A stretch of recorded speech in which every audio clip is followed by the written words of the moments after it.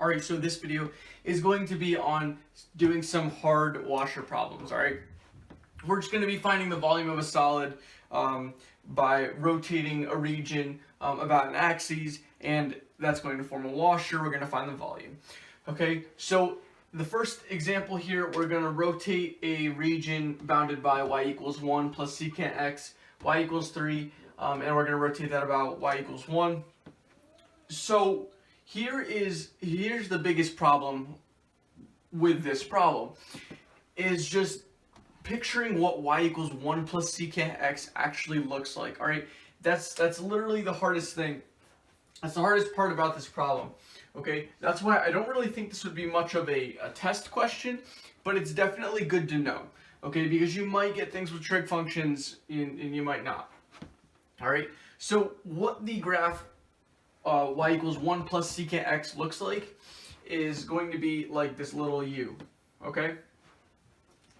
And you should be familiar with the secant graph, but if you're not, then here's the secant graph. All right, and of course we have 1 plus.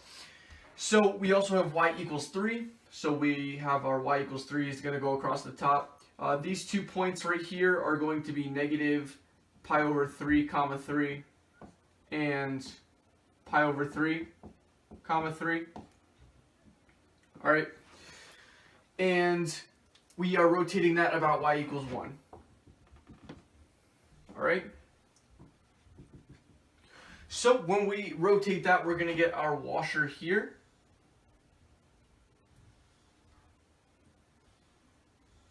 Oh, that doesn't look too great, but you know what? That's a washer.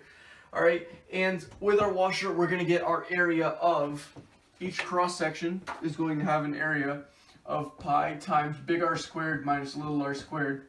And now we need to find that big R squared and little r squared. So what's our big R? Well, that's going to be the distance from your farthest point to the center, which is going to be at your axes, and that is going to be what? Well, since that's a fixed line at 3 and your your axis of rotation is at 1, you know that's 2, right? 3 minus 1, that's 2. So we know that big R, we can make a little note of that right here. Big R is 2. Now what about little r? So the distance from your 1 plus, or what is 1 plus secant x representing, I guess? Well, that's representing the distance from here, right, your graph, 1 plus secant x, all the way to the x-axis. Okay? But we only want it to y equals 1. So we need to subtract that extra 1 right here, right? And if we subtract 1 from 1 plus secant x, we're just going to get secant x. So that's going to be little r. Alright, so now you're just going to plug in and you have your area. So area is going to equal pi times, well, 2 squared is 4 minus secant squared x. Alright, great, you got your area. Now we need to find the volume. So volume is going to equal the integral of pi times 4 minus secant squared x dx. The one there. And what's going to be our bounds here? Well, our bounds, right, we already have our points here. I put those up for you already. So we're going to be integrating from negative pi over 3 to pi over 3. But notice that this graph has symmetry. So what we could do is just make it a 2 out here from 0 to pi over 3. All right, just because it has symmetry. So we can take that pi out, and then let's start integrating. Volume equals 2 pi times, well, this is going to be a 4x, and what is the integral of secant squared x? Make sure that you know your integrals of trig functions, okay? The integral of secant squared x is going to be tangent, okay? So we're going to get tangent of x, and we're going to evaluate that from 0 to pi over 3. All right. Well, 0 is going to kill everything. 4 times 0, and tangent of 0, that's all 0. So we're just going to use the pi over 3. All right. So we're going to get 2 pi on the outside, and we're going to get 4 pi over 3 minus the tangent of pi over 3. What's the tangent of pi over 3? Well, that's at 60, right, at 60 degrees, and that is going to be rad 3. So you're going to get 4 pi over 3 minus rad 3. All right, and that is going to do it for our first problem, all right? We graphed the function, which is pretty much the hardest part of this problem. That's why it may not be a test question, but I mean, you should know the graph of secant of x, so it might be, depending on how evil your professor is, okay? And we found the area, all right? That was actually pretty simple, all right? And the easiest part was just finding the volume. All right, so that does it for our first problem. Now let's move on to the next. All right, so we have our last problem up here. Find the volume of a solid obtained by rotating a region bounded by x equals y squared, x equals 1 minus y squared, and we're going to rotate that about x equals 3. So first step, let's graph the problem here. So what is x equals y squared going to look like? Well, we should know that.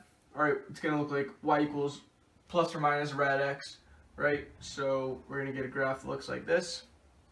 All right, and then what is x equals 1 minus y squared going to look like?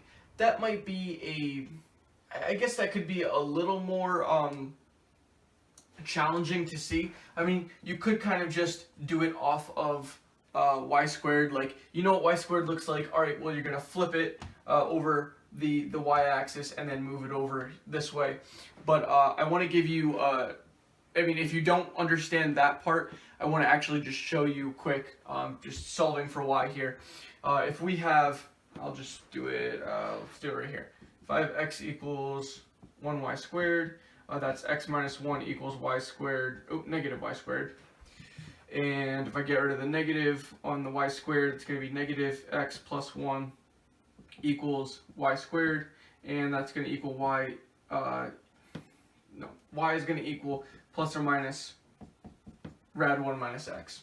Okay, and what is rad 1 minus x? Well, since that x is negative inside the radical, all right, that's going to make the whole function basically is going to flip over the y-axis, okay, and it's going to go over to the right one. So what you're gonna end up with is this and this. Okay, and now you have your region that you want to find. All right, so great, we found that region, and then we're gonna rotate about x equals 3. So we're gonna get discs that basically go.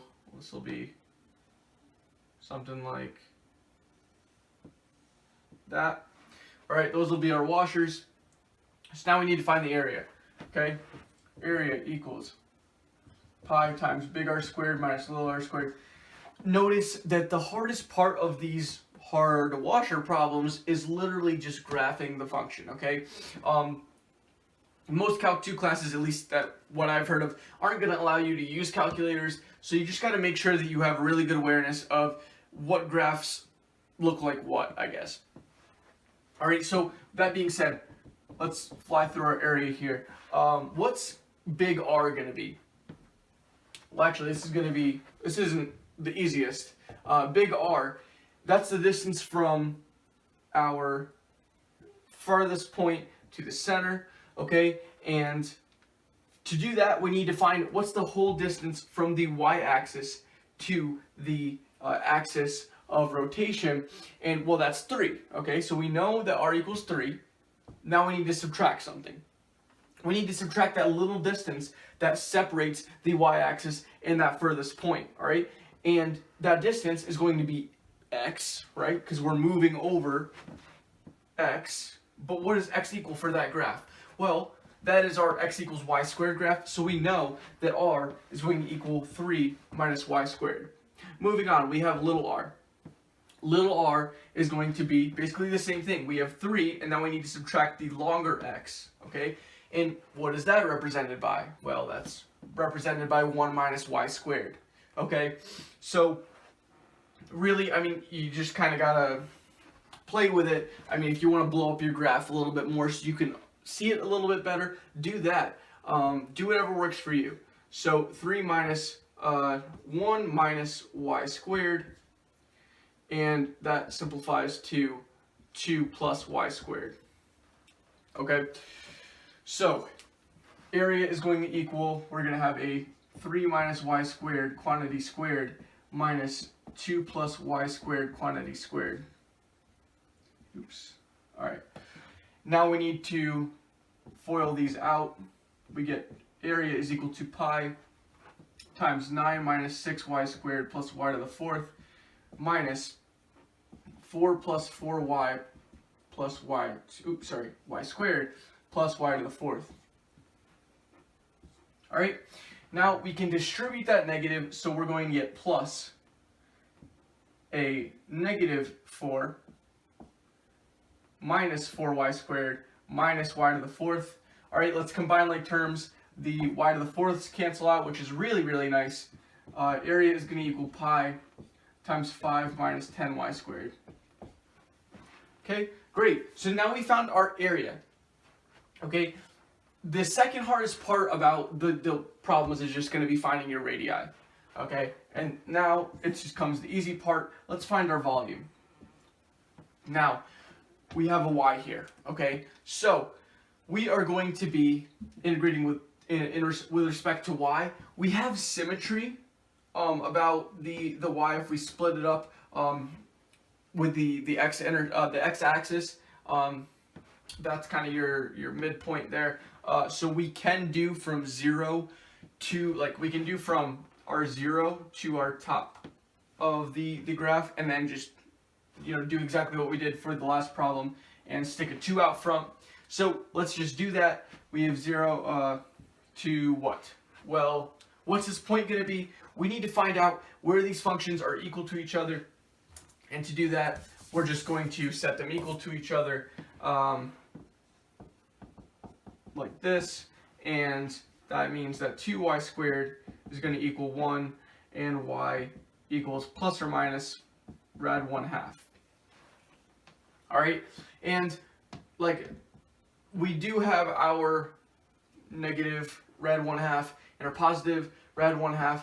All right, we only worry about the positive rad 1/2 for now, because we already took care of that negative rad 1/2 by sticking that 2 out front, using the symmetry rules for integrals. So let's stick in our pi times 5 minus 10y squared dy. We're gonna bring out that pi, and we integrate. We get 5y minus 10y cubed over 3. All right, and then we are going to evaluate that from 0 to rad 1/2. All right, so now that we have this, we know that that 0 is going to basically just kill off everything when we substitute it in. So we really only need to worry about substituting in that rad 1/2.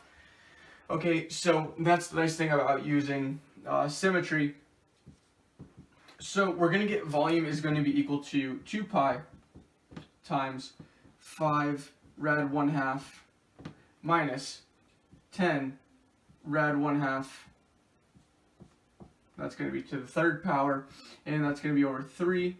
Okay, now you can just leave it like this probably. I mean, most people would probably be fine with it, because this is a calculus class, not an algebra class. So if you did want to simplify this, and I will just for the sake of completeness, we can bring out what we can do is we can bring out a 5 here. All right, let's start off by doing that. So we'll end up with volume is equal to 10 pi times rad 1/2 minus a 2 rad 1/2. That's raised to the third power over 3. Okay, we can take out that over 3 so we don't have any more over 3s or like any denominators, like any fractions in the parentheses here. So if we take out that over 3, we're going to bring the over 3 out. Since this does not have a over 3 term, or sorry, a over 3, we need to multiply this by 3. So we're going to get 3 times rad 1/2, and that's going to be minus 2 rad 1/2 to the third power. Okay, and simplifying that even more, we know that rad 1/2 is equal to rad 2 over 2. Okay, and anything to the, well, in this case, this is to the 3/2 power.